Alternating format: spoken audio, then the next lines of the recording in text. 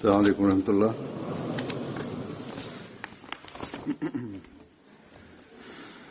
أشهد أن لا إله إلا الله وحده لا شريك له وأشهد أن محمدا عبده ورسوله أما بعد فأعوذ بالله من الشيطان الرجيم بسم الله الرحمن الرحيم الحمد لله رب العالمين الرحمن الرحيم مالك يوم الدين إياك نعبد وإياك نستعين اهدنا الصراط المستقيم صراط الذين أنعمت عليهم غير المغضوب عليهم ولا الضالين.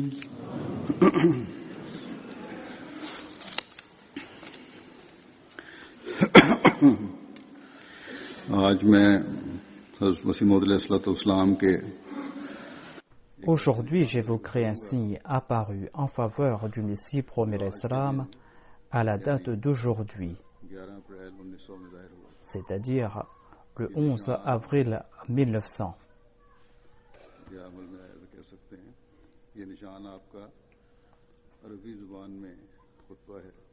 Ce signe est le sermon prononcé par le Messie promis l'Islam en langue arabe, suite au soutien de Dieu.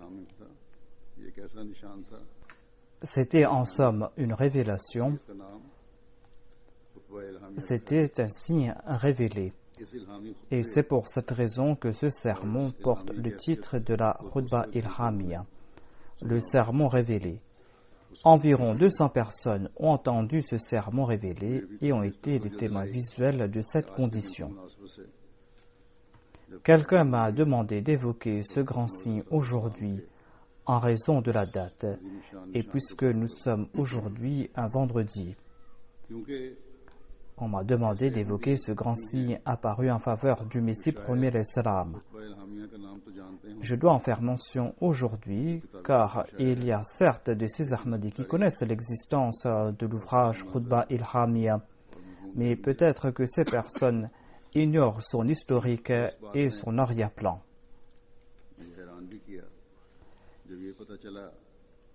Et j'étais encore plus surpris de savoir qu'il y a des Ahmadis qui ignorent c'est quoi la Khutba Ilhamia, c'est quoi ce sermon révélé.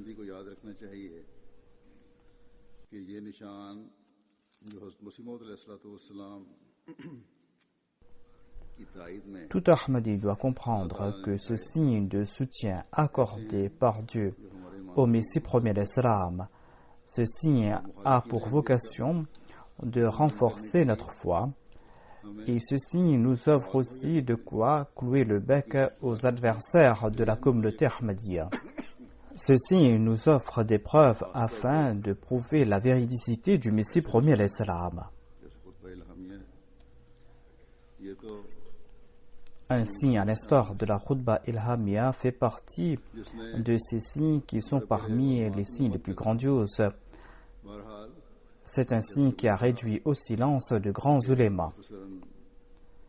Comme je l'ai dit, j'évoquerai brièvement l'histoire ainsi que l'arrière-plan de ce sermon révélé. Et je vais mentionner aussi l'effet que ce sermon a eu sur les Ahmadis de l'époque. Par quel état sont-ils passés? Et que disent les non-Ahmadis à ce propos? Et je vais aussi présenter quelques lignes ou quelques extraits de ce sermon révélé. C'est en lisant ce sermon révélé que l'on pourra saisir sa réalité ainsi que sa grandeur.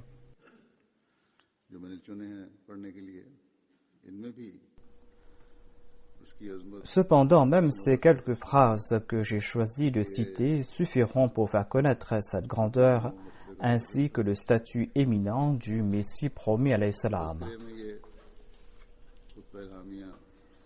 L'on n'a peut-être pas inclus la Khutba Ilhamia dans la Tadhkira, qui est le recueil des révélations reçues par le Messie promis alayhi salam, parce que l'on pensait peut-être que cela n'était pas nécessaire, puisque la Khutba Ilhamia a été publiée sous la forme d'un livre. J'ai certaines réserves à ce propos. À l'avenir, quand on va publier la prochaine édition de Tadhkira, ou quand il sera publié dans une autre langue, le département concerné doit me contacter. L'arrière-plan de ce sermon révélé a été évoqué dans les journaux Al-Badr et Al-Hakam et dans les annales de l'histoire de la Jama'at Ahmadiyya.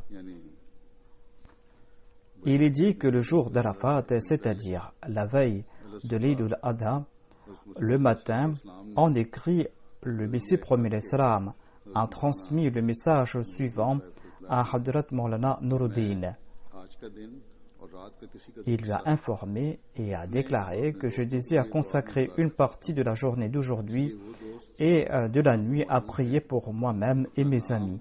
Envoyez-moi les noms de ceux qui sont présents ainsi que leur adresse en écrit, afin que je puisse me souvenir de ces personnes lors de mes prières.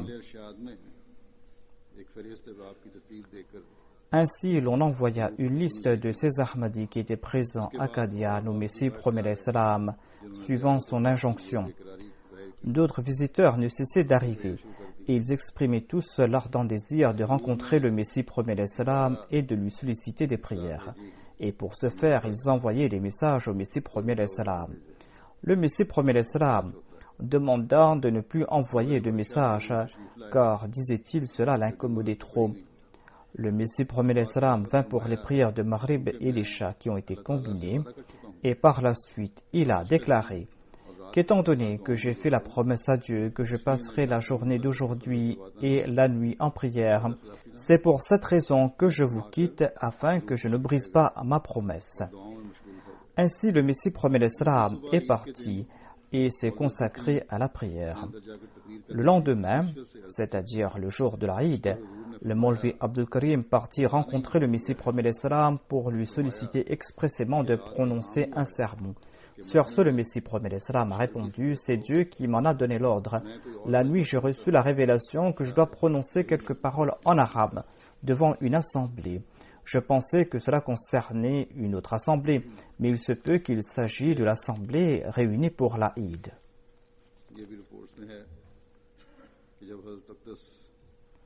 Et selon les rapports, il est dit que, avant que le Messie promis alayhi salam ne prononce son sermon en arabe, il demanda à Maulvi Nuruddin ainsi qu'à Maulvi Abdul Karim de se rapprocher de lui et de transcrire le sermon. Quand ils étaient tous deux près, le Messie promis alayhi salam débuta son sermon en langue arabe avec les paroles « Ya ibadallah ». Au cours du sermon, le Messie promis alayhi salam a aussi dit « Ne cessez de transcrire et d'écrire, et si vous n'avez pas compris un mot, demandez-moi maintenant. »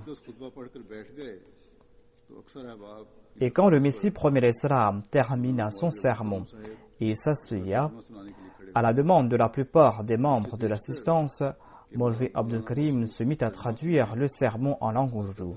Mais avant qu'il ne commence à présenter sa traduction, le Messie promis alayhi salam a déclaré que ce sermon est un signe de l'exaucement des prières que j'ai faites le jour d'Arafat et la veille de l'Aïd. Ce signe de l'exaucement de la prière était que si je prononçais ce sermon en langue arabe, sans préparation à l'improviste, ce serait un signe que toutes mes prières ont été exaucées. Alhamdulillah, toutes ces prières ont été exaucées selon les promesses de Dieu. Et le Maulvi Abdul Karim avait à peine commencé à traduire le sermon en langue ourdou que le Messie promis alayhi salam, sous le poids des émotions, se prosterna en remerciement à Dieu, et les membres de l'assistance le suivirent en prosternation. Quand le Messie premier l'Islam se leva de sa prosternation, il déclara: J'ai vu écrit en lettres rouges, félicitations. C'est un signe de l'exaucement de mes prières. Ce rapport a été publié dans Al-Hakam et dans le recueil Malfouzat. Dans son ouvrage Nuzul al-Masih, le Messie promet l'Islam déclare: Le matin du jour de la Eid al-Adha, dans une révélation, Dieu me demanda de prononcer quelques paroles en arabe, et j'en avais informé nombre de mes amis. Jamais auparavant, je n'avais prononcé de sermon, de discours en langue arabe. Mais le jour de la Eid, quand je m'apprêtais à prononcer ce sermon en langue arabe, Dieu fit sortir de mes lèvres des paroles d'une grande éloquence et empreintes de sens, des paroles qui sont consignées dans l'ouvrage Khutba Ilhamia. Ce sermon comportait plusieurs parties que j'ai prononcées d'un seul trait, sans aucune préparation préalable.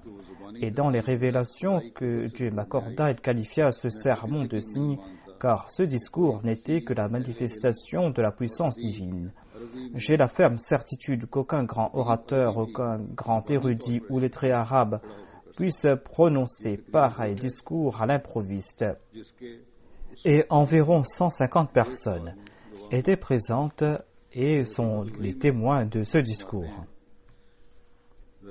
Et dans son ouvrage Haqiqatul Wahi, le Messie promet l'Islam explique en détail que le 11 avril l'an 1900, le matin de la Eid al-Adha, j'ai reçu la révélation suivante: Prononce un sermon en arabe aujourd'hui, la force pour le faire t'a été accordée. Ensuite, j'ai reçu la révélation suivante: Kalamun ufsihat min ladun Rabbun Karim, c'est-à-dire une parole éloquente de la part du Seigneur gracieux.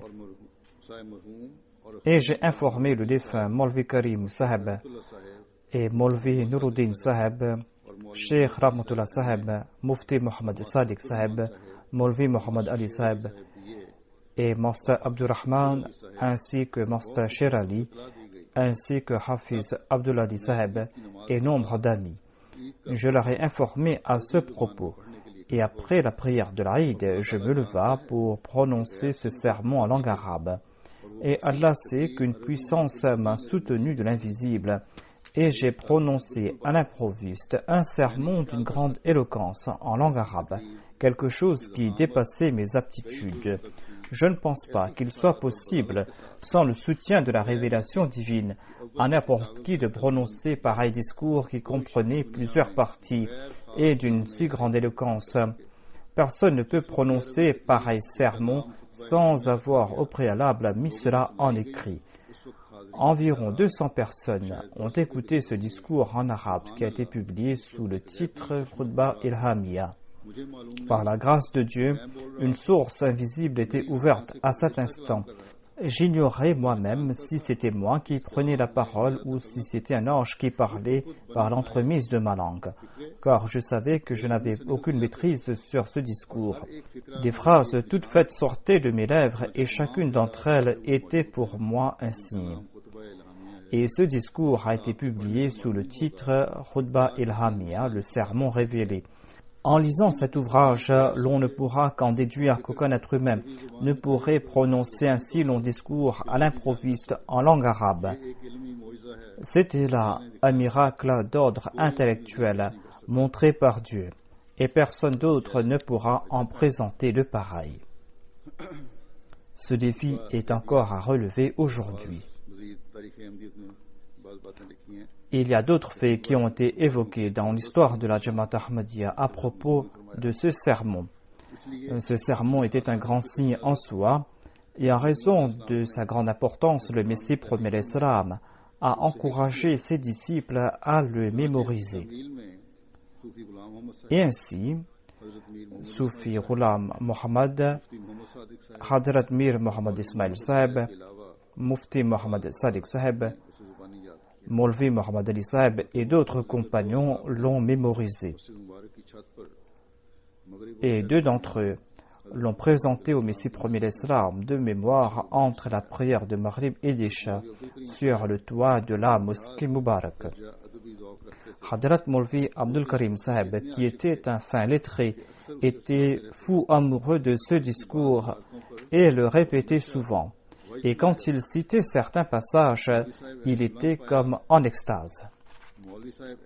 Il est une évidence que Maulvi Abdul Karim, qui était un fin lettré, il était évident qu'il soit en extase face aux paroles miraculeuses de ce sermon révélé. Mais plus étonnant encore est le fait que même des enfants qui avaient écouté ce sermon ont été profondément touchés par ces paroles, par son attraction. Et selon le deuxième calife de la communauté Ahmadiyya, le jour du sermon, avant le coucher du soleil, des enfants de pas plus de 12 ans répétaient les paroles de ce sermon dans les ruelles de Qadian, et c'était quelque chose qui sortait de l'ordinaire. Ce sermon a été publié en août 1901 et le Messie premier l'Islam l'a fait composer par un scribe avec de grands soins. Le Messie premier l'Islam lui-même en a fait la traduction en langue persane et en langue ourdou et a placé les signes diacritiques de ses mains.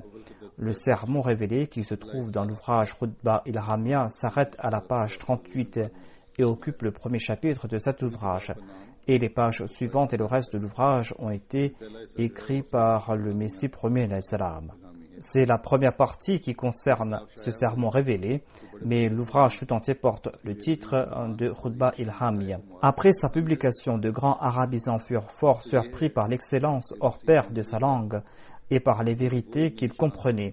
La vérité est que ce sermon est un signe de connaissance en faveur du Messie du Saint Prophète, un signe qui n'a pas son pareil après la révélation du Saint-Coran.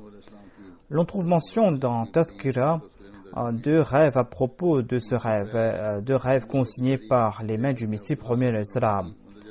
À la date du 19 avril 1900 est consigné le rêve de Mia Abdullah Sanouri. Ce dernier rapporte que dans son rêve, un certain Munshi Ghulam Qadir de Sanour est venu le rencontrer et lui a demandé à propos de l'effet de ce sermon.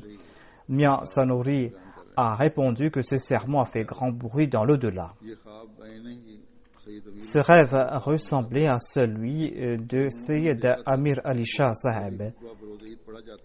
Il a vu que le jour de la Eid, quand le Messie premier l'Islam prononçait ce sermon en langue arabe, le saint prophète Mohammed Mustafa sallallahu alayhi wa sallam, les prophètes Isa alayhi salam et Moussa alayhi salam et le prophète Ézéchiel étaient présents dans l'assemblée et écoutaient ce sermon. Sayyid Amir Ali Shah a vu ce rêve dans la forme d'une vision alors qu'il était assis en train d'écouter ce sermon. Hafiz Abdullah Ali Saheb rapporte qu'il était présent lorsque le Messie premier l'Islam prononçait ce sermon. La voix du Messie premier l'Islam était différente. Il y avait un certain Sayyid Mulhim, quelqu'un qui se disait descendant du saint prophète et qui se disait récipiendaire d'une vision, qui était Ahmadi, était assis à côté de moi. Il disait que les anges étaient présents pour écouter ce sermon.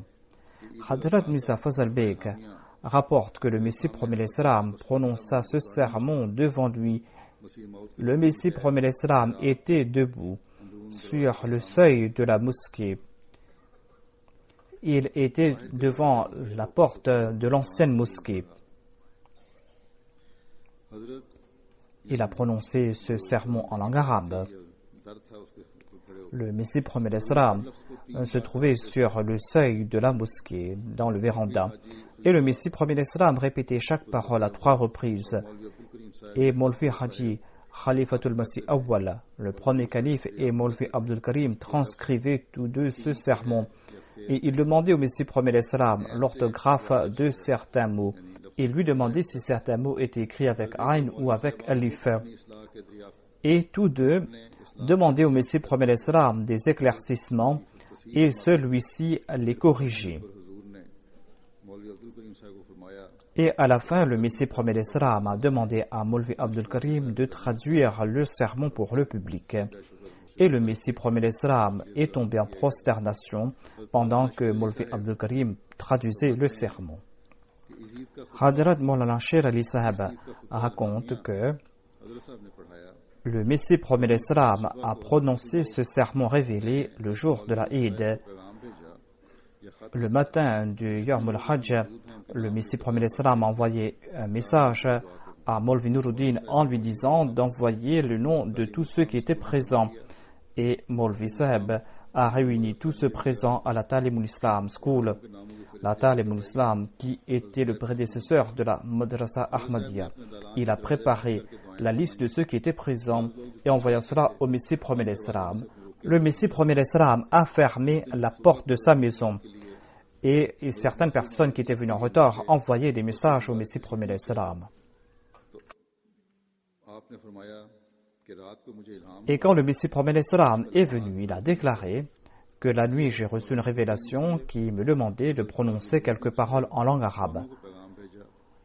Et c'est pour cette raison que le Maulvi Abdul Karim et Maulvi Nuruddin devaient se présenter avec du papier, de l'encre et du papier, car j'ai reçu l'ordre de prononcer un sermon en langue arabe. La prière a été dirigée par le Maulvi Abdul Karim et le Messie premier l'Islam a prononcé un sermon en langue ourdou alors qu'il était assis. Et ensuite, il a commencé à prononcer un sermon en langue arabe, assis sur sa chaise. Le Messie premier l'Islam était dans un état particulier, les yeux fermés au début de chaque phrase, sa voix était forte, ensuite ça allait en s'affaiblissant. Devant lui se trouvaient les deux Maulvis qui transcrivaient ce sermon. L'un d'entre eux n'avait pas bien saisi un mot et le Messie premier l'Islam l'a répété. Ensuite, il a déclaré de lui demander de répéter de nouveau les termes qu'ils n'ont pas compris, car il se peut qu'il ne s'en souvienne pas lui aussi. Il a dit que tant que les paroles venaient d'en haut, je parlais, et quand je m'arrêta, cela cessa. Et sous les soins personnels, le Messie premier l'Islam fit réécrire ce sermon et il a traduit ce sermon en persan et en langue ourdou. Il a encouragé les membres de sa communauté à mémoriser ce sermon, tout comme l'on mémorise le Saint-Coran. Ainsi, Mufti Mohammed Sadiq et Maulvi Mohammed Ali l'avaient mémorisé et l'avaient répété au Messie premier l'Islam. Mon frère Hafiz Abdul Hayy avait demandé des éclaircissements à ce propos au premier calife.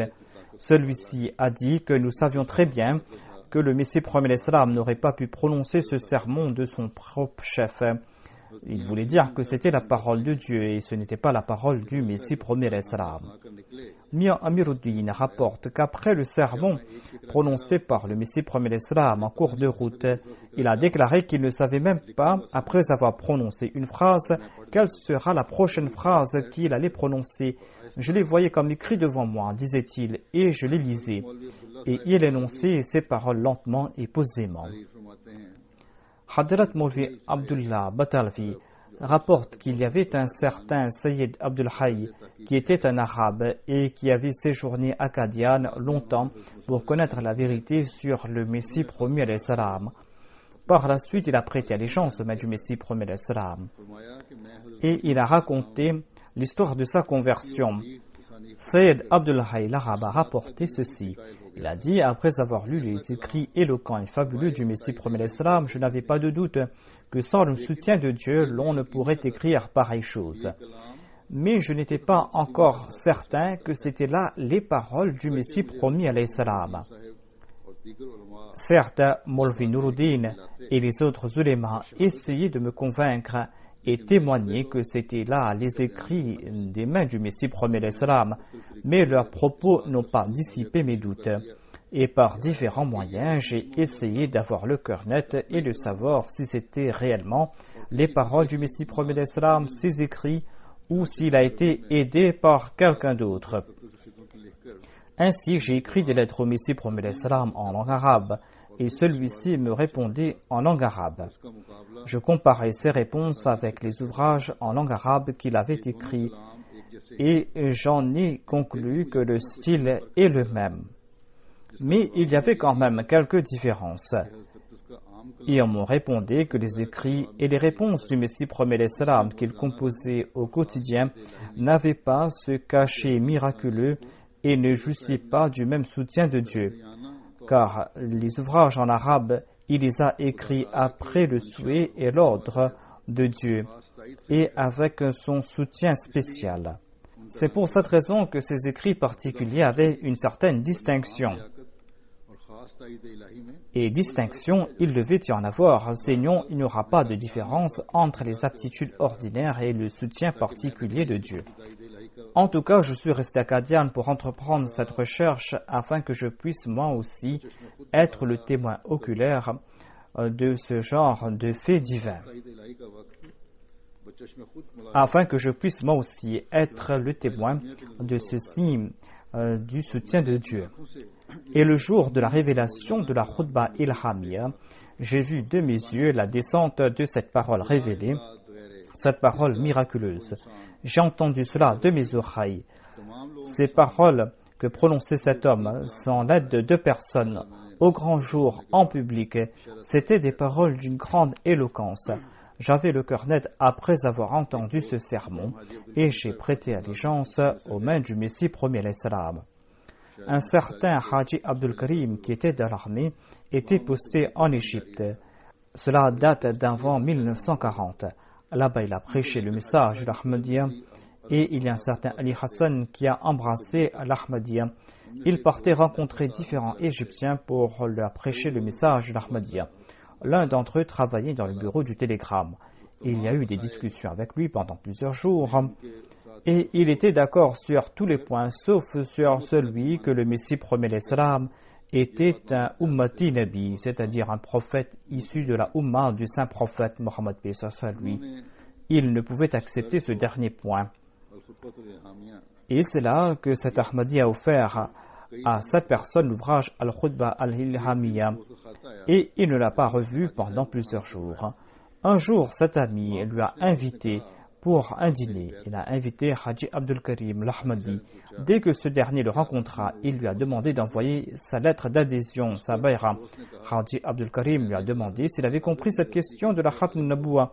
Et l'ami en question a répliqué que la veille, j'avais invité un savant d'Al-Azhar en lui disant que certains Indiens sont venus ici et sont en train de me prêcher le message de l'Ahmadiyya. Ils me disent que Jésus-Christ est mort et que le Jésus qui viendra sera un membre de la communauté du saint prophète Mohammed sallallahu alayhi wa sallam. Et selon eux, c'est Hadrat Mirza Ghulam Ahmad alayhi salam qui est ce Messie et ce Mahdi. Cet Égyptien dit que je suis d'accord avec leurs arguments, sauf celui dans lequel ils disent que Mirza Ghulam Ahmad est un Ummati Nabi, un prophète. Moi, je ne suis pas d'accord avec cela. Vous qui êtes savants, dites-moi si j'ai raison à ce propos. Et le savant d'Al-Azhar a répliqué que j'ai lu les ouvrages de Mirza Ghulam Ahmad et j'ai discuté avec certains Ahmadis et j'en ai parlé avec eux. Même si des milliers de personnes se disaient les prophètes de la catégorie de Mirza Ghulam Ahmad, cela ne briserait en aucun cas le sceau du prophétat du saint prophète Mohammed sallallahu alayhi wa sallam.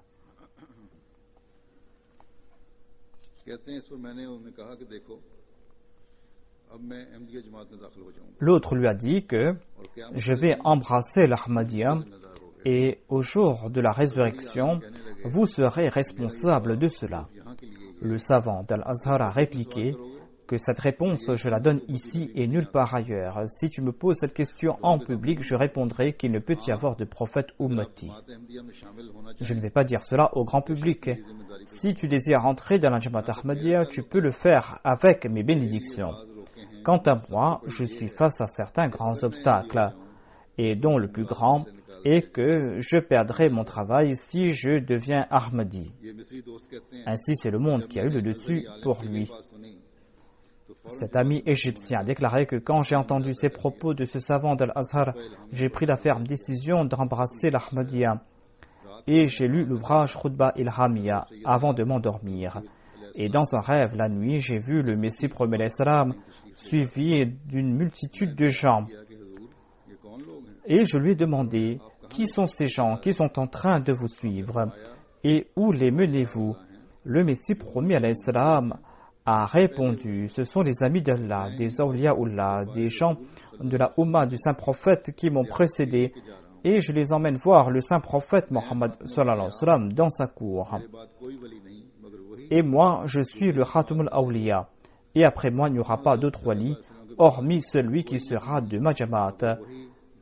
Et après le saint prophète Mohammed, paix soit lui, il n'y aura pas d'autre prophète, hormis le Ummati Nabi, un prophète comme moi. Quand je me suis réveillé, eh bien, cette question de la Khatm an-Nabuwa a été résolue pour moi et j'étais très content. Haji Abdul Karim a déclaré que j'ai envoyé sa formulaire de baya et une lettre à ce sujet. Il y avait un grand érudit, un grand savant du nom de Cheikh Abdul Qadir al-Maghribi. Hadrat Sayyid Waliullah Shah Saheb connaissait cet Allama al-Maghribi et ils étaient très proches parce que tous deux étaient des lettrés. Ils se sont rencontrés la première fois en 1916. Un jour, Allama al-Maghribi a dit à Sayyid Waliullah Shah que nous allons nous prendre en photo et nous allons sceller notre amitié en posant la main sur le Saint-Coran. C'est en raison de cette amitié que le deuxième calife, Hadrat Muslim Maud, lorsqu'il a visité Damas, il est parti voir cet Allama et Abdul Qadir est venu le rencontrer, lui a posé nombre de questions. Et lorsque le Muslim Maud lui a répondu, celui-ci, qui se disait un érudit et qui était entêté, disait que nous sommes des Arabes, nous maîtrisons cette langue, nous comprenons le Saint-Coran plus que vous. Hormis nous, qui pourra mieux comprendre le Saint-Coran?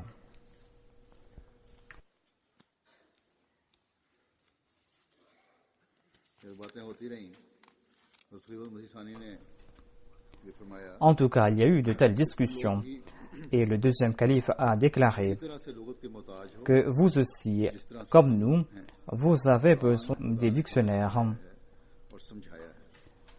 Et il a dit que c'est Dieu qui nous a enseigné le Saint-Coran, c'est lui qui nous a fait comprendre le Saint-Coran. Certes, nous parlons la langue ourdou et nous n'avons pas l'occasion de parler la langue arabe, mais nous sommes doués d'une plus grande éloquence. Et ainsi, le deuxième calife a commencé à parler en arabe d'une grande éloquence. Et Sayyid Shah a dit à Abdul Qadir que c'est vrai qu'ils sont plus éloquents que nous.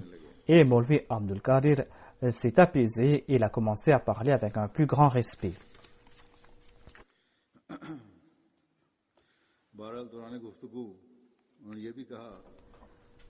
Lors de la conversation, Allama Abdul Qadir a dit au deuxième calife qu'il y a des erreurs dans les ouvrages du Messie premier salam.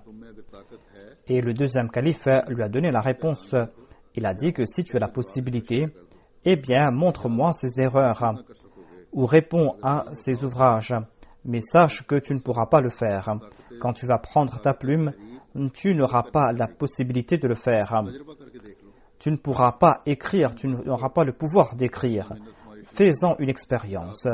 Sur ce, le Maulvi Abdul Qadir a commencé à dire au deuxième calife de ne pas prêcher son message dans les pays arabes, car cela va créer de la dissension.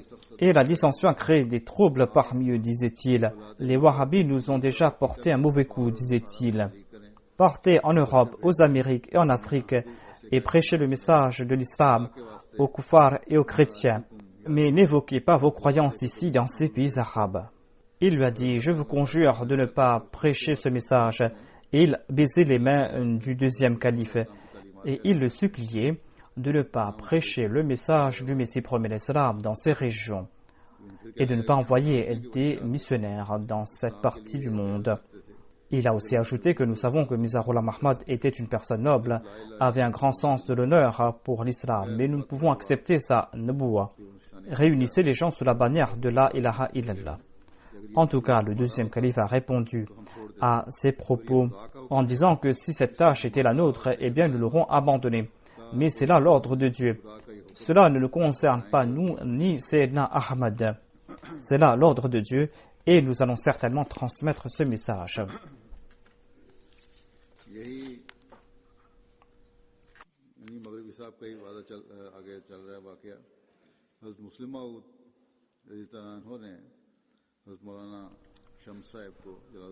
Et Hadrat Muslim Maud avait envoyé Maulana Jalaluddin Shams en Syrie à l'époque et Hadrat Sayyid Zainul Abidin Sahib a rapporté un incident. Il a dit qu'un jour, moi et Maulana Shams Sahib, nous parlions avec certains amis à propos de l'Ahmadiyya. Et Cheikh Abdul Qadir al-Maghribi est venu et nous a écoutés. Lors de la conversation, avec dérision, il a évoqué sa rencontre avec le deuxième calife. Il en a fait mention avec un mépris. Et il a répété les conseils qu'il a donnés au deuxième calife, c'est-à-dire de ne pas prêcher le message de l'Ahmadiyya. Et sur un ton de plaisanterie, il a déclaré qu'il y a des erreurs dans ses révélations en langue arabe. C'est-à-dire qu'il y a des erreurs dans les révélations reçues en arabe à la part le Messie premier l'Islam. Sayyid Zainul Abidin lui a donné l'ouvrage Khutba Ilhamia et lui a dit « Trouve-moi des erreurs dedans ». Il a commencé à lire cela à voix haute et a dit, à propos de quelques mots, que ce ne sont pas des mots arabes. Le Mawlana Shamsab lui a offert le dictionnaire Tajul Urus, un dictionnaire arabe, et il lui a montré ces mots qui s'y trouvaient. Ceux de l'assistance étaient étonnés, et moi j'ai profité de cette occasion, et j'ai dit que vous vous disiez être un grand lettré, un grand érudit, mais mon étudiant qui est ici connaît l'arabe mieux que vous. Sham Sahab a étudié l'anglais avec moi et je le considérais comme mon élève. Le Maulvi Abdul Qadir al-Maghribi était en colère. Il est sorti et il a lancé un défi. Shah Sahab a déclaré que ceux qui étaient assis étaient impressionnés par cela. Ils étaient impressionnés par mes paroles et je leur ai dit que nous habitons ensemble. Et j'étais enseignant à l'époque. Et Allama al-Maghribi n'aurait pas dû dire de telles choses après avoir lu cet ouvrage Khutba Ilhamia. Et il aurait dû accepter la vérité. En tout cas, le lendemain, Shamsab m'a dit que le deuxième calife vous avait dit d'avoir de bonnes relations avec Abdul Qadir al-Maghribi et vous lui avez mis en colère. Je lui ai dit de ne pas s'en faire et le lendemain, nous sommes partis tous deux voir Allama al-Maghribi. Nous avons frappé à sa porte et dès qu'il a ouvert sa porte, il m'a serré dans ses bras et il m'a embrassé. Il m'a dit « Je vous demande pardon, je voulais vous voir, venez, entrez, prenez quelque chose et je vais vous montrer ce qui s'est passé la nuit. » Nous sommes partis à l'intérieur et nous avons vu à l'intérieur l'ouvrage Al-Haqa'iq Anil Ahmadiyya qui a été écrit par Waliullah Shah Sahab. Le Maulvi Abdul Qadir a déclaré que j'avais cet ouvrage dans les mains et je voulais répondre à cet ouvrage. J'ai placé devant moi les ouvrages de hadith et de commentaires et après la prière d'Isha, j'ai commencé à répondre à cet ouvrage. Je lisais ce qui était écrit dans cet ouvrage et je cherchais les réponses ici et là. Mais je n'étais pas satisfait de mes réponses et je jetais cela. Et c'est ainsi que s'est passée la nuit. Et ma femme, quant à elle, me demandait de venir dormir. Et Allama al-Maghribi a déclaré que c'était l'heure de la prière du matin et je n'ai rien pu écrire. À chaque fois que j'écrivais quelque chose, c'était comme s'il y avait des erreurs dedans. Toute la littérature de la Jamaat est basée sur les écrits du Messie premier l'Islam. Et il a dit à Shah Sahab que je vous promets à partir d'aujourd'hui que je ne vais pas prononcer une parole contre vous. Vos pensées sont en accord à l'islam et vous pouvez prêcher votre message ouvertement. Et je vais dire de bonnes choses à votre propos, mais je ne peux pas entrer de votre Jamaat. Et jusqu'à la fin de ses jours, il a fait les éloges de la Jamaat Ahmadiyya. Je vais maintenant vous présenter quelques extraits de ce discours, la Khutba Ilhamia. Et c'est ainsi que l'on va comprendre la portée de ces paroles. C'est en lisant l'ouvrage tout entier que l'on pourra comprendre cela. Le Messie premier l'Islam déclare en langue arabe Ayyuhan nasu inni ana al-masihul muhammadi wa inni ana Ahmad al-Mahdi wa inna rabbi ma'i ila yawmi lahdi min yawmi mahdi wa inni u'titu darman akalan wa ma'an zalala wa ana kawkabun yamani wa wabilun ruhani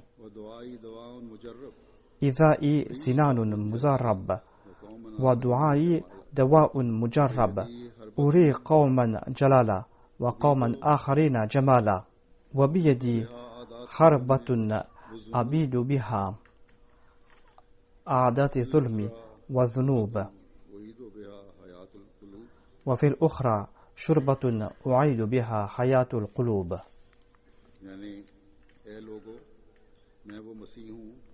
C'est-à-dire, je suis le Messie de la dispensation du saint prophète Mohammed sallallahu alayhi wa sallam.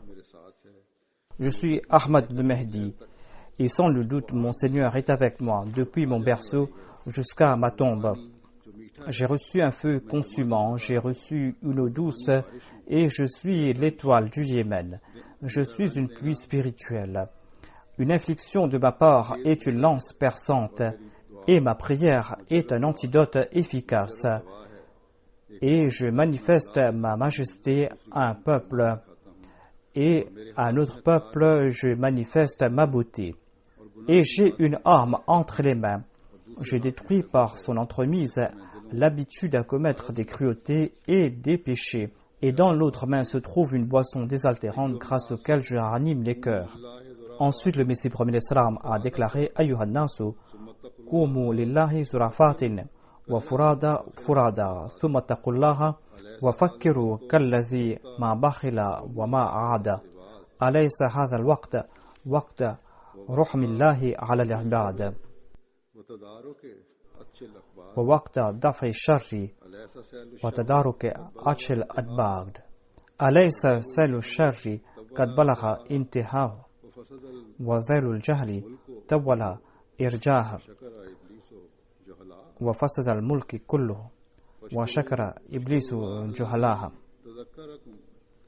فاشكروا لله الذي تذكركم وتذكر دينكم وما أضاع وعصم حرثكم وزرعكم ولعاءه وأنزل المطر وأكمل إبداعه وبعث مسيحه لدفع الضر ومهديه لإفادة الخير وأدخلكم في زمان إمامكم بعد زمان الغير.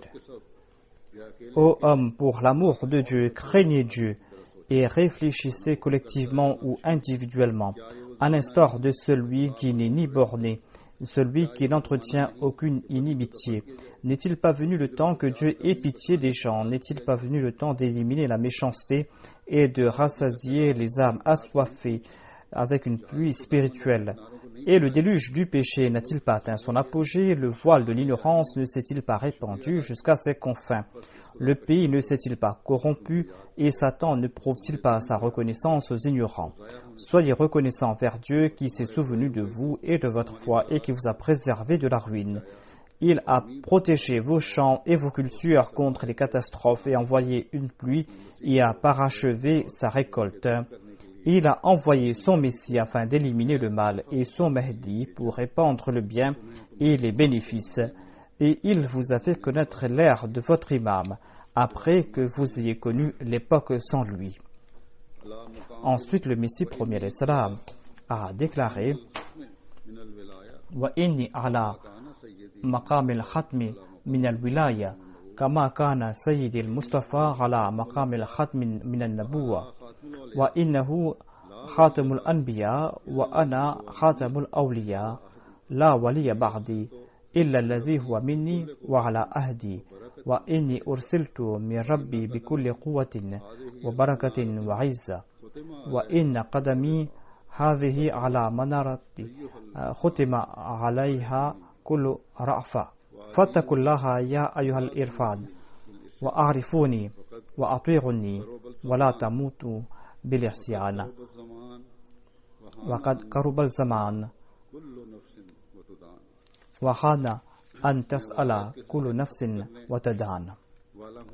Je suis celui qui est venu conclure la wilaya à l'instar de notre saint prophète Mohammed paix soit lui qui a conclu la nubuwa. Il est le sceau de tous les prophètes et moi je suis le Khatamul Awliya. Il n'y aura pas d'autre wali après moi hormis celui qui sera de moi, celui qui respectera son allégeance avec moi. J'ai été envoyé par Dieu avec toute puissance, toute bénédiction et tout honneur. Mon pied se trouve sur un minaret qui est au-dessus de tout. Craignez Dieu, ô jeunes gens, et reconnaissez-moi et ne soyez point désobéissants envers moi et ne mourrez pas en étant désobéissants. L'heure est proche et le moment est proche où chaque âme sera tenue responsable de ses œuvres et sera récompensée. Voilà donc ce grand signe. Ce sont ces paroles grandioses. C'est cette annonce que le Messie promet l'Islam a faite après avoir reçu l'ordre de la part de Dieu. Ce signe, comme je l'ai dit, est apparu le 11 avril l'an 1900. Et jusqu'aujourd'hui, ce signe est en train de briller. Et jusqu'aujourd'hui, aucun grand lettré, aucun grand arabisant, même des pays arabes, ne peut écrire quelque chose de comparable à cela. Comment pourront-ils se comparer à cela? Car c'était là la parole de Dieu. C'est la parole de Dieu qui est sortie des lèvres du Messie premier salam. Qu'Allah guide le monde et en particulier les musulmans, qu'ils puissent reconnaître l'envoyé de Dieu, qu'on puisse comprendre son message et que cette Ummah soit de nouveau unie et pour qu'ils puissent être les soutiens de ce serviteur parfait du saint prophète Mohammed lui. Qu'Allah fasse aussi que nous puissions comprendre nos responsabilités à nous. Après la prière de Juma, je vais diriger la prière funéraire de deux personnes. Il y a tout d'abord la prière funéraire de Mukarrama Hanifa Bibi Sahiba, épouse de Mukarram Chaudhry Bashir Ahmad Sahib de Sheikhupura. Elle est décédée le 3 avril 2014 à l'âge de 84 ans. Inna lillahi wa inna ilayhi raji'un. En 1953, elle avait embrassé l'Ahmadiyya suite à un rêve et elle avait vu le deuxième calife lors de la Jalsa Salana de Rabwa et elle a dit que c'était lui qui m'avait dit de me convertir dans mon rêve. Elle était la seule Ahmadi parmi ses frères et ses sœurs. C'était une dame qui était respectueuse des heures des prières. C'était une dame très simple, très humble, qui était très fidèle envers la Jamaat, très sincère envers le califat. Elle a laissé derrière elle son époux et 2 filles et 5 fils. Un de ses fils est Mukarram Afzal Bhatti. Il est missionnaire en Tanzanie. Il est en train de travailler là-bas et il n'a pas pu participer dans les prières funéraires de sa mère. Qu'Allah exalte le statut de la défunte et qu'il accorde patience et persévérance à son fils qui est sur le terrain et qui est en train de servir la religion. Ensuite, il y aura la prière funéraire de Mukarram Sayyid Mahmoud Ahmad Shah Sahib de Karachi. Il est décédé le 29 mars 2014 à l'âge de 76 ans. Inna lillahi wa inna ilayhi raji'un. Il était à la maison, il avait fait ses ablutions et il est parti dans sa chambre pour accomplir sa prière d'Asra. Lorsque son épouse est partie dans sa chambre, elle a vu que le défunt était sur son tapis de prière. Il avait peut-être complété sa prière, mais en tout cas, il était sur son tapis de prière. L'ambulance est venue, mais on a dit qu'il était déjà décédé. Le défunt était le fils de Sayyid Nadir Hussain Shah Sahib, un compagnon du Messie premier l'Islam, et le gendre d'un cousin du 4e calife, Mukarram Abdullah Shah Sahib. Le défunt était une personne qui était très proche de la Jamaat, qui était très fidèle envers le califat, qui assumait ses responsabilités au sein de la Jamaat. Une personne qui accomplissait ses prières de Tahajjud. Il participait dans les plans Waqf Arzi de manière régulière. Il venait souvent à la Jalsa Salana, tous les ans même,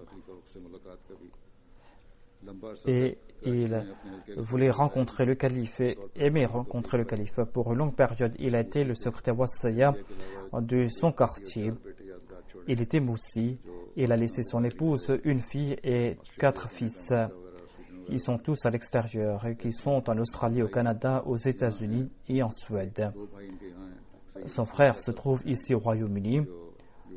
2 de ses frères se trouvent ici. Il y a Sayyid Nasir Shah Sahib qui est le responsable du département Jishanata du Royaume-Uni. Qu'Allah accorde son pardon aux défunts et qu'il accorde patience et persévérance aux membres de la famille endeuillée et qu'il puisse perpétuer ses œuvres.